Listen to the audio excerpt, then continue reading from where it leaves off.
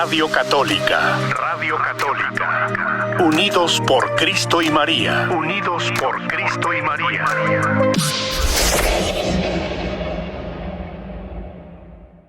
¿Tiempo tiene allí en esta comunidad? Aquí desde casi 17 años, desde 2006, casi 7 mire, años. Mucho mire, tiempo. Sí, mucho tiempo. Mire que va a extrañar y lo van a extrañar. Así es difícil. Sí, ¿verdad? Difícil partir, ya, Sí. ¿Cómo no? Pero vamos a estar en oración. Claro que por favor. Sí, claro que por sí, mí. para que el Señor siga ahí con usted, porque ya está con usted. Gracias. Bueno. Y rezar por mi comunidad, por todas las comunidades. Sagrado claro Corazón y San Eduardo. Sí. Claro que sí, padre. Bueno, pues aquí, pues cuando usted guste dar inicio al programa, con su programa Amando la Vida, y gracias nuevamente por estar con nosotros. Ok, es un honor, un privilegio, amando la vida. Qué bendecidos somos de poder amar la vida. Sí, el viernes antepasado en Los Ángeles, vimos, y seguro lo vieron por las noticias, qué poderoso es el pueblo de Dios. El pueblo de Dios cuando se une en oración, amor, para defender su precioso legado de la fe, el tesoro de la fe. ¿Qué ocurrió ese día? El equipo profesional de béisbol de los Dodgers de Los Ángeles, ¿sí? Decidió otorgar un honor a un grupo de transvestidos. Y esto ocurrió el día que celebramos la fiesta del Sagrado Corazón, 16 de junio. ¿Sí? Entonces, tener un honor a un grupo de transvestidos, tristemente promovedores de perversiones sexuales, que se visten de monjas y hacen burla, ¿sí? Hacen burla de monjitas católicas y también se burlan del todo de nuestra fe, ¿sí? Prejuicio católico, anticatólico grandísimo. Bueno, entonces, durante la ceremonia que dieron este honor a este grupo, los Los Angeles Dodgers, entonces, la ceremonia ocurrió una hora antes del comienzo del juego del día y el estadio estaba casi vacío durante esa ceremonia. Pero por fuera del estadio se calcula que unas 5,000 personas, se calcula que unas 5,000 personas marcharon, oraron, e invocaron a María con el rezo del rosario. Dijo un líder que organizó este convivio, dijo, el corazón inmaculado de María ha triunfado. Bueno, al frente del convivio estuvo el obispo Joseph Strickland de Tyler, Texas. Él exhortó, llénense de fortaleza, a la multitud exhortó, llénense de fortaleza al defender sus creencias. No sean tímidos, no les dé miedo. Dijo, hoy día necesitamos ser cristianos del primer siglo. Necesitamos ser cristianos del primer siglo en el siglo XXI. Digo, preparados. Sí, tenemos que estar preparados para ser martirizados por Jesucristo, así como lo fueron casi todos los apóstoles. ¿Sí? Y después los mártires que dieron su vida en la iglesia primitiva, 2 años después. Entonces dijo el obispo Strickland, ¿sí? La gran mayoría de nosotros no tendremos que derramar sangre. Pero dijo, estemos preparados. ¿Sí? Y así lo hizo. Podemos decir que siguió esas palabras el venerable Francis Xavier Newton Van Thuan. Su nombre fue de Vietnam. ¿Sí? Fue cardenal y es venerable. Está en el proceso de canonización. Van Thuan, ¿ok? Yo creo que hemos referido a él, hemos hablado de él. Él fue encarcelado, ¿sí? Encarcelado y por largo tiempo en soledad por los por el gobierno vietnamés por 13 años. Un gobierno anticatólico, creo que era gobierno comunista. Entonces, por 13 años, encarcelamiento, sí, muy duro. Durante ese tiempo le envió en secreto a sus feligreses escritos espirituales que él había hecho y oraciones. En uno de sus escritos, él le advierte a los seguidores de Cristo, les advierte, eviten ser discípulos tibios. ¿Sí? Eviten ser discípulos tibios, dijo. Declaró, soy medio cristiano, mejor dicho, tibio, son estas palabras, soy medio cristiano cuando soy indiferente, soy cristiano a medias cuando soy indiferente y no tengo pasión ni fervor por el trabajo de la iglesia. Dijo, soy cristiano a medias también cuando vacilo, ¿sí? Cuando vacilo en mis decisiones, ¿sí? Cuando hago decisiones irracionables, ¿sí? Que implican, que van contra mi fe.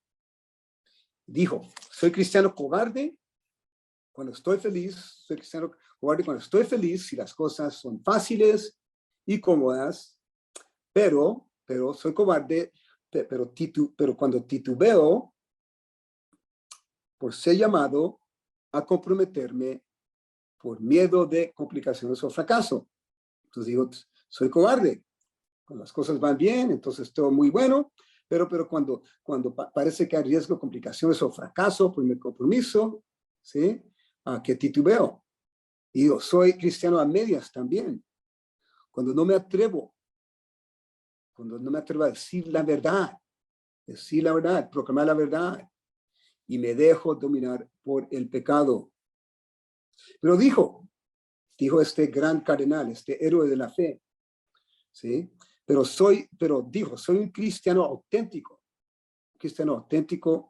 cuando lo que elijo, lo que hago, lo elijo, lo que tomo la decisión de hacer, lo hago por el Señor. Entonces ahí soy cristiano auténtico. Cuando soy cristiano auténtico, cuando temo solo a Dios, no los hombres, y solo a Dios y su juicio. Y dijo, soy cristiano auténtico cuando acepto calumnia, acusaciones injustas, el odio, el rechazo, y cuando rechazo de todo llevar mi vida según criterios sin Dios. ¿Eh? Soy entonces ahí ante esas persecuciones, soy entonces cristiano auténtico. ¿Sí? Y dijo, soy cristiano auténtico cuando no me desanimo, sino persevero en la esperanza, con esperanza valiente, con una fe ardiente y caridad heroica. Bueno, entonces son sentimientos que el obispo Strickland afirma. Él dijo en ese convivio en Los Ángeles, dijo, al defender nuestra fe, dijo, imitemos a Jesús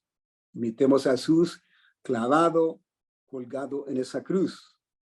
Imitemos a Jesús con esa imagen de perfecto amor. ¿Sí? Y digo, qué importante es que nos comportemos como pueblo de amor auténtico, amor real. ¿Sí? ¿Sí? Entonces, siguiendo su consejo, mostremos entonces que no odiamos a ningún enemigo de nuestra fe, ¿sí? Ni a ese grupo que le dieron honor, que hace blasfemia en nuestra fe. No los odiamos. Ni mucho menos vamos a odiar a los que se involucran en relaciones con personas del mismo sexo, los que practican la homosexualidad. ¿Sí? Nos preocupamos por ellos. Entonces, ¿sí? Nos preocupamos por ellos. No queremos que se metan en estilos de vida que perjudican su bienestar, tanto en lo físico como en lo espiritual. ¿Sí? Queremos lo mejor para ellos. Queremos mostrarles cuánto Dios los ama. Cuánto Dios los ama.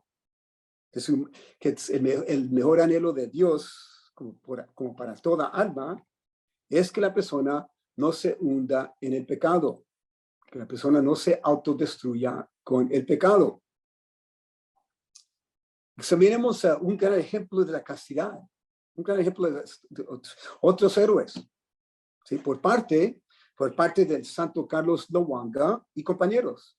Santo Carlos Lowanga y compañeros del siglo XIX.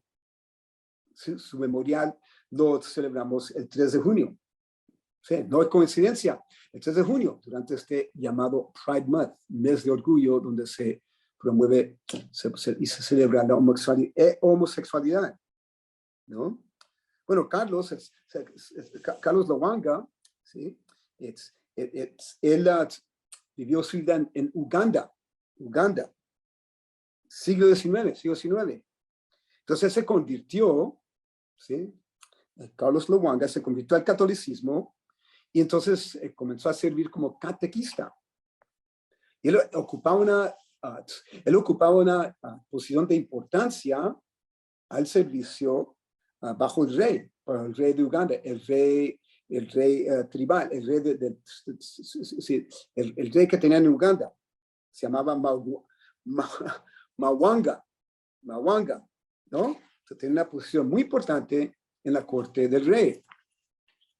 Y San Carlos Lowanga fue el sucesor de José Mukasa, el cual hoy declarado santo, ¿sí? El sucesor de José Mukasa en su posición, San José Mukasa, que fue matado por el rey Mwanga, una expresión de ira en contra de los cristianos. ¿Sí? Y a pesar de eso, ¿sí? A pesar de lo que hizo el rey anteriormente, Carlos siguió el trabajo de instruir a sus catecúmenos, los cuales él los tenía pues enseñando el catequesis, ¿no? ¿Sí? Catecúmenos los cuales servían al rey en la corte, ¿sí? Están al servicio del rey en la corte. Bueno, ¿qué ocurrió? El rey Mwanga, lamentablemente, era un perverso sexual. Y día por día trataba de forzar a sus jóvenes ayudantes, seducir a sus jóvenes ayudantes a cometer actos perversos, actos homosexuales con él, día por día. ¿Sí? Entonces, por lo tanto, Carlos Lowanga aconsejaba a sus catecúmenos, ¿sí? A resistir las invitaciones inmorales del rey, ¿sí? La presión del rey, que lo resistiera. Bueno, entonces, ¿qué ocurrió? En mayo de 1886, el rey se vengó. Se vengó en contra de los consejos en reacción a los consejos de Carlos Lowanga. Se vengó al ordenó que todos los cristianos de su corte fueran ejecutados, matados. Bueno, Carlos Lowanga, ¿qué hizo? Bautizó a 4 de sus encargados la misma noche. 4 de sus catecúmenos la misma noche. Que el rey da ese orden. Y al día siguiente fueron llevados al lugar de su matanza a ser ejecutados. Entonces, el 3 de junio del 1886, nada menos que en la fiesta de la Ascensión, la solemnidad de la Ascensión, Carlos fue el último que fue ejecutado muriendo a llamas, consumido por llamas. Y sus últimas palabras, de San Carlos Lowanga fueron: mi Dios, mi Dios. Tomar en cuenta, Carlos Lowanga había podido salvar su vida. No pudo salvar su vida, ¿sí? Actuando por política, actuando para proteger sus intereses, ¿sí? Ha podido ser, podemos decir, políticamente correcto ante el rey, ¿sí? Había podido salvar su vida. Se hubiera ignorado mirando al otro lado el comportamiento perverso del rey Moanga. ¿Pero qué hizo? Eligió poner plena confianza y fe en su Dios. ¿Sí? Y exigió lo mismo de sus catecúmenos. Entonces, ¿qué? La historia muestra, pagó con su vida. Bueno, volviendo a la protesta en Los Ángeles, ¿qué vemos? ¿Sí? Y tomar en cuenta que ha habido otras protestas. Dios, un anciano hace poco, durante también el mes de junio. ¿Sí? Que todos queremos a través de la protesta en Los Ángeles y otras. Dios levantando su pueblo. ¿Sí? Es como un guerrero poderoso. Dios levantando su pueblo como un guerrero poderoso, como el perseguido profeta Jeremías lo describe en la primera lectura del domingo. ¿Sí? Que fue atacado fuertemente, pero él pudo confiar en su guerrero poderoso Dios para rescatarlo. Entonces, ¿qué ocurrió hoy día? Se levanta un pueblo que parecía estar dormido para defenderse de los prejuicios y ataques anticristianos que prevalecen hoy día. Bueno, entonces somos llamados, dijo el obispo Strickland, él dijo, en ese convivio en Los Ángeles, somos llamados a proclamar a Jesús como Salvador del mundo, Salvador de todos los pueblos. Y dijo, eso incluye, Salvador de todos, incluye a los que están en Los Ángeles, incluye a los que están en el estadio, ¿sí? Salvador de todos, no son un pequeño grupo de creyentes, dijo, porque todo ser humano es amado de Dios. Todos somos amados de Dios, lo dijo. Y dijo, eso es el rostro de la verdad. Eso es el rostro de la verdad. La verdad encarnada. El pueblo necesita conocerlo. Dijo, el pueblo necesita conocerlo. Dios es la verdad, Jesús es la verdad encarnada. Y también conocer sus verdades. Por tanto, nos cae a nosotros entonces la responsabilidad de poner a la luz del día. Poner a la luz del día más y más la falsificación de la verdad que vemos hoy día. Poner a la luz del día más y más las manipulaciones de los élites y poderosos. Sí, más y más a la luz del día, la agenda política y social detrás de la política, sí, de la política social y política. Perdón, la agenda esa de Pride Month, mes de orgullo, de promoción y celebración de la homosexualidad y la idolatría de género. Está a la luz del día. ¿Sí? Jesús nos asegura en el Evangelio, Jesús en el Evangelio habla nos asegura las intenciones y los engaños de los hombres, las intenciones, disposiciones de corazón, los engaños de los hombres, dijo, se mostrarán completamente a la luz del día. Lo dijo en el Evangelio del domingo. ¿Sí? Dice, se revelará del todo. ¿Sí? Nada quedará secreto.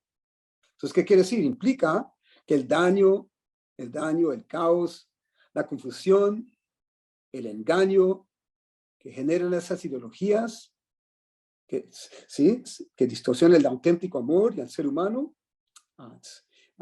hecho a imagen y semejanza de Dios. Que todo ese daño, todo ese caos, confusión de esas ideologías, con sus consecuencias, todo eso será revelado. Bueno, pues seguro, Jesús fue rechazado y matado por proclamar la verdad.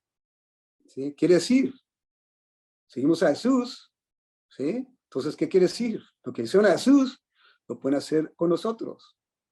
Enemigos pueden matar nuestros cuerpos, pero no pueden robarnos de la verdad.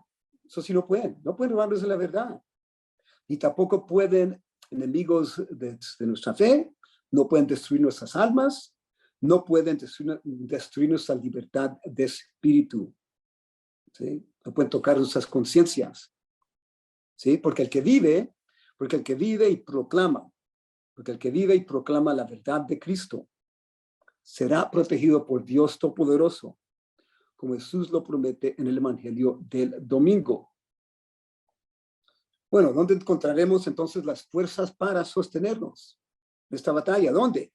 Claro que en la Santa Eucaristía, en la Santa Eucaristía. Sacramento sagrado que es objeto particular, la Santa Eucaristía, objeto en particular de burla por parte de ese grupo de transvestidos pervertidos que sirven el honor por parte de los Dodgers de Los Ángeles. ¿Sí? Se burlan de la Eucaristía. Entonces nosotros, unidos a Cristo en la Eucaristía, descubrimos nuestra conquista. Porque en la Eucaristía revivimos y renovamos. En la Eucaristía, cada celebración de la Eucaristía, ¿sí? Revivimos, renovamos la derrota sobre la maldad, el pecado y la muerte en Cristo Jesús. Su victoria quiere decir es nuestra victoria, renovada en la misa, vivida, actualizada cada vez que defendemos nuestra fe. ¿Sí? Nuestra fuerza, la fuerza de fuente de la Santa Eucaristía. Y eso conocía a otros santos, el santo John Newman. Santo John Newman, él fue obispo de Filadelfia. Él vino de Europa, era extranjero, vino a ser obispo de Filadelfia, Pensilvania, aquí en Estados Unidos, siglo XIX. Él amaba la Eucaristía, dijo, tengo un anhelo al estar cerca de ti, presente en el sacramento del Santísimo. Felizmente toleraría hambre, sed, calor y frío para permanecer siempre contigo en el Santísimo Sacramento. Palabras del San Juan Newman. Por tanto, por su amor a la Eucaristía, quería implementar la devoción tradicional de 40 horas en su diócesis, donde es una tradición donde la costumbre es de adorar a Jesús por 40 días ante el Santísimo, recordando su muerte, su pasión, su muerte, su resurrección, ¿no? Entonces, por 40 horas se adora a Jesús el Santísimo. Pero había mucho prejuicio, ¿sí? En esos días, ¿sí? Mucho prejuicio en esos días también contra los católicos. Unas iglesias habían sido incendiadas. Por tanto, los sacerdotes del diócesis de Filadelfia, sacerdotes del obispo Newman, tenían miedo. Tenían miedo de poner en práctica esa devoción. Entonces, ¿qué ocurrió? Una noche el obispo se duerme. Está trabajando de noche, se duerme enfrente de su escritorio. Y una vela que está prendida, consume unos papeles. Comienza un incendio. Se despierta el obispo, sorprendido que el incendio hizo pocos daños. Entonces le dio gracias a Dios en oración. Él dice, le dio gracias a Dios y él oyó estas palabras. A darle gracias a Dios. Oyó estas palabras. Así como las llamas no consumieron nada de los escritos, derramaré mi gracia en el Santísimo Sacramento sin peligro de prejuicio a mi honor. Derramaré mi gracia. Por lo tanto, no temas ninguna profanación. Ningún sacrilegio. No vaciles en llevar a cabo tus deseos por glorificarme. Con esas palabras. Entonces, ¿qué? Poco después se introdujo la devoción de 40 horas en esa diócesis en el año 1853. Vemos también el ejemplo heroico. Vemos que ejemplo heroico de San Maximiliano Kolbe. Ejemplo heroico. Sacerdote franciscano. ¿Sí? Algo de su historia. En los tiempos antes de la Segunda Guerra Mundial, fundó la milicia, la milicia inmaculada, en inglés, milicia inmaculada, me una armada, como una fuerza militar espiritual consagrada a la Virgen María. Milicia Inmaculada, la fundó antes de la Segunda Guerra Mundial.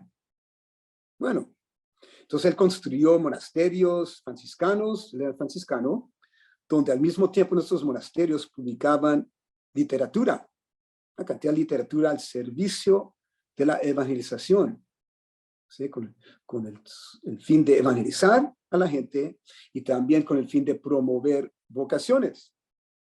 Bueno, años después, los obispos polacos, muchos años después, dijeron que esas publicaciones de Maximilian Kolbe prepararon al pueblo polaco, ¿sí? Para sobrevivir. Esos escritos, esas exhortaciones prepararon al pueblo polaco para sobrevivir espiritualmente la Segunda Guerra Mundial tan terrible, ¿sí? Donde los nazis, sabemos, invadieron, tomaron posesión de Polonia. Bueno, entonces en los monasterios, ¿sí? Antes de la Segunda Guerra Mundial, los frailes operaban también una estación de radio, ¿sí? Una estación de radio, y publicaban un circular y un periódico. Pero, a través de toda esa actividad apostólica, pastoral, ¿sí? A pesar de eso,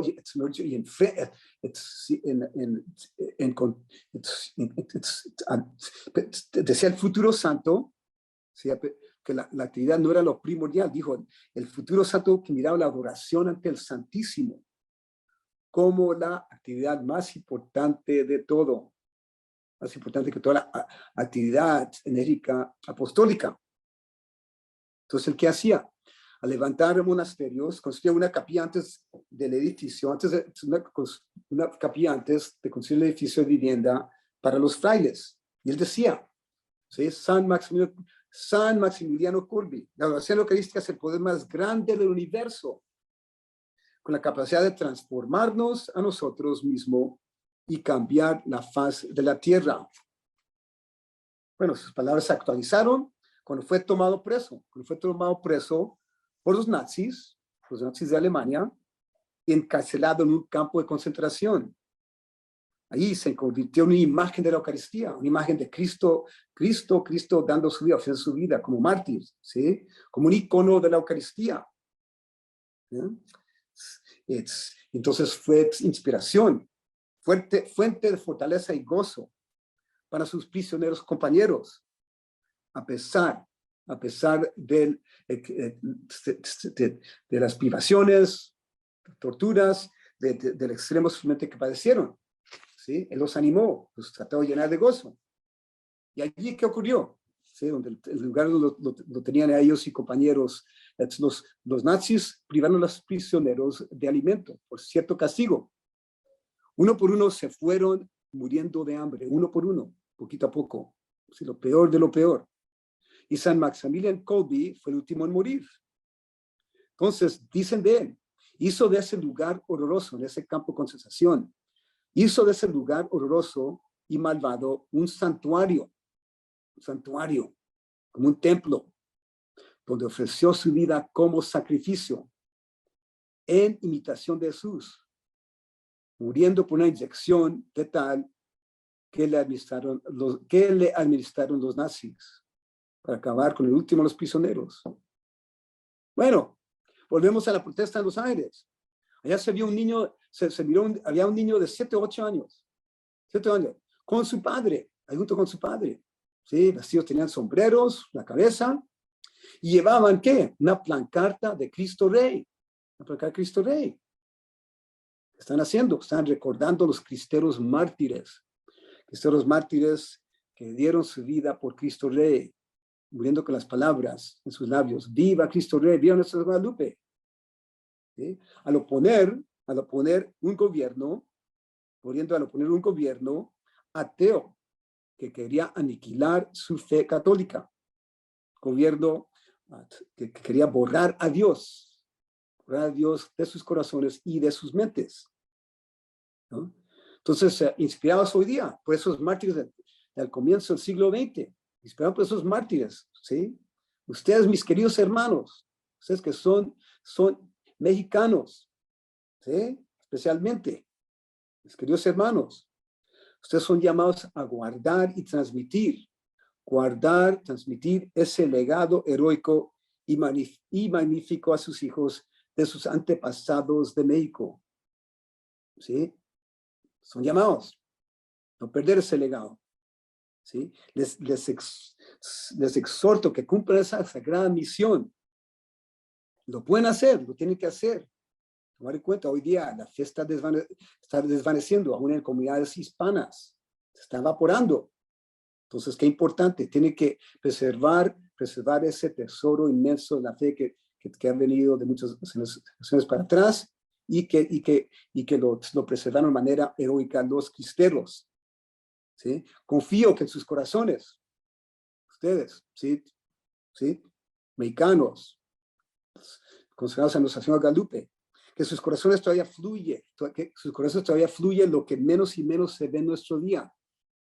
Pero todavía fluye sus corazones. ¿A qué me refiero? La fe, el amor por Dios, generosidad de entrega y servicio y sacrificio al servicio de otros. Todavía se encuentra eso en sus corazones.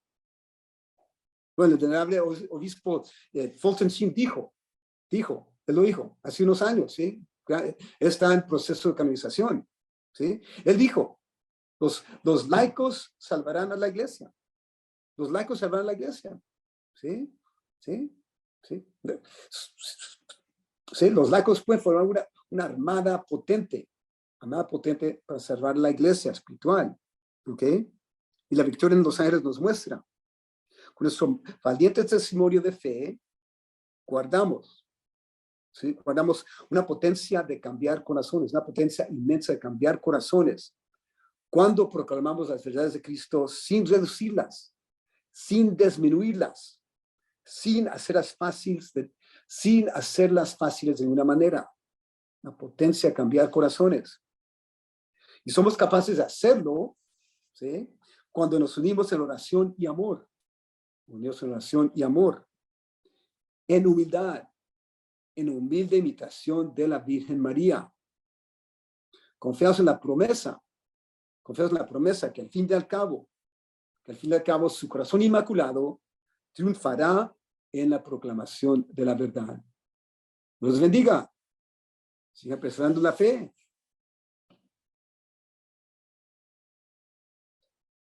Sí, discúlpeme por aquí. Sí, gracias, Padre. Nuevamente, pues, ¿qué le puedo decir? Gracias.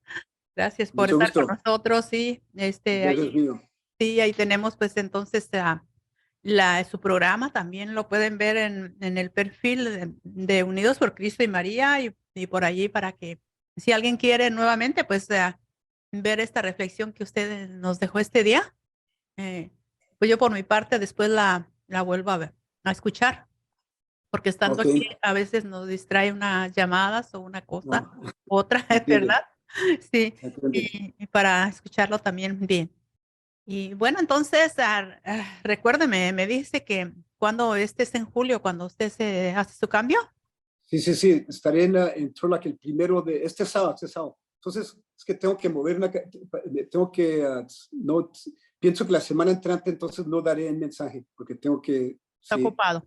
ingresarme a la parroquia, sí. Entonces, Ok. mejor este martes, en 2 semanas tenemos mensaje. Nuevamente. Oh, claro que sí. Qué bueno que lo tocamos para saber, ¿verdad? Y Ok, tener claro y también para que usted tome su tiempo. ajá, ok, muy bien. Bueno, pues Muy bien. muchas gracias. Que siga teniendo un bonito día y cuídese mucho y Dios nos lo siga bendiciendo. Ustedes también, ok. Gracias. Bendiciones. Hasta pronto. Gracias. Ok, que nada. Bye. Radio Católica. Unidos por Cristo y María. Unidos por Cristo y María.